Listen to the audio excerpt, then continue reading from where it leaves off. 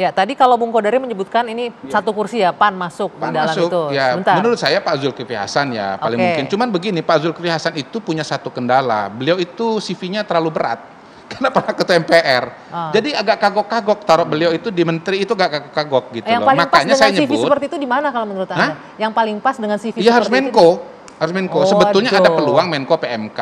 Ya karena apa? Karena Menko PMK itu sekarang kan Muhammadiyah juga. Ibaratnya kalau diganti Pak Zul ya Muhammadiyah tidak merasa kehilangan, malah dapat PAN begitu. Tetapi kalau Pak Zul akhirnya kesulitan untuk menemukan kursi, misalnya gini, Pak Muhajirnya kemana kan begitu kan? Makanya saya bilang mungkin Muhammadiyahnya dapat di Menteri Pendidikan. Tapi kalau misalnya Menteri Pendidikan nggak bisa digeser karena Pak Nadiem ini memang orientasinya itu bagaimana teknologi ya bisa membantu pendidikan melakukan loncatan-loncatan dan tidak akan diganti, maka ya mungkin bisa jadi nama-nama lain. Nama lain itu siapa? Kalau dulu kan Azman Abnur. Kalau udah pernah mungkin giliran siapa? Misalnya Mumtaz Rais. Tapi kalau Mumtaz terlalu muda, bisa jadi yang tadi dibilang oleh Bang Hensat gitu.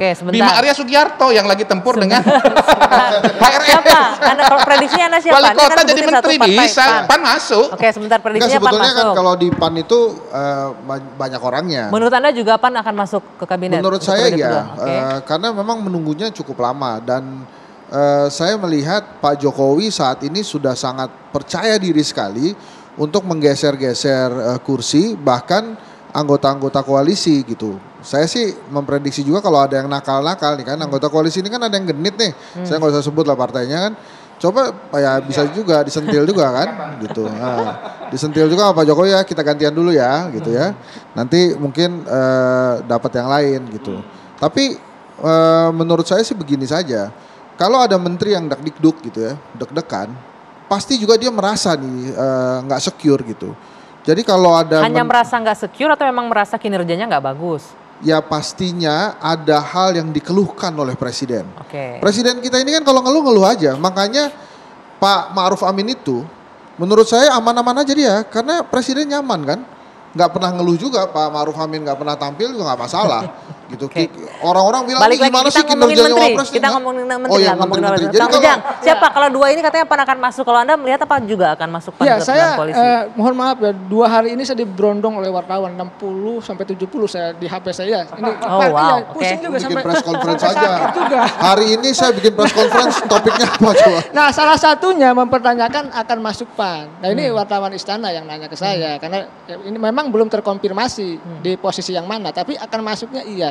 Tentu yang ini yang lebih tahu ya Bang Ngabalin dan Bang Kodari ya. Tapi saya melihat kalau ada indikasi wartawan menyebut kemungkinan besar iya ada. Dan memang dinamika politik sudah jauh berubah kan. Dulu memang katakanlah PAN tidak berdarah-darah, tidak berkeringat dulu. Tapi kan jangan salah, ketika Kongres kemarin PAN itu jangan salah. Berdarah-darah. Iya, sampai lempar-lempar kursi gitu. Menggeser Pak Amin Rais pun gitu ya berdarah-darah. Jangan salah. Edi Suparno saya kalau PAN. Kira-kira begitu. PAN kemungkinan masuk. Balik lagi ini kan hak prerogatif presiden. Sebentar, kita tanya orang lingkaran istana yang tahu menanggapinya gimana kemungkinan PAN masuk. Yang pasti sejak awal ketika gunjang-ganjing ini dibincangkan di ruang publik, saya selalu mengkonsentrasikan pembahasan itu pada 2 agenda. Agenda yang pertama itu adalah penjadwalan terkait dengan pelantikan 2 menteri baru setelah di penggabungan, yakni adalah Mendikbud Ristek dan Menteri Menristek dan Menteri Investasi. Mendikbud digabungkan. Ya, itu yang saya ini. Kemudian yang kedua, apapun alasannya dengan penggabungan itu kan hal yang sekarang lagi dipersiapkan itu bagaimana mengatur terhadap penataan kelembagaan. Itu yang sekarang kita konsentrasi. Berarti hanya ada 2 pos kemungkinan yang akan bahwa kalau di luar itu tidak ada. Kemudian bapak-bapak para cerdik pandai yang amat terpelajar ini membicarakan tentang masalah reshuffle dan lain-lain sebagainya, atau media mengutip seperti itu, saya kira ini ruang publik dalam alam demokrasi biasa saja. Tetapi kami dari kantor staf presiden ya untuk dan atas nama pemerintah itu harus membicarakan itu. Kenapa?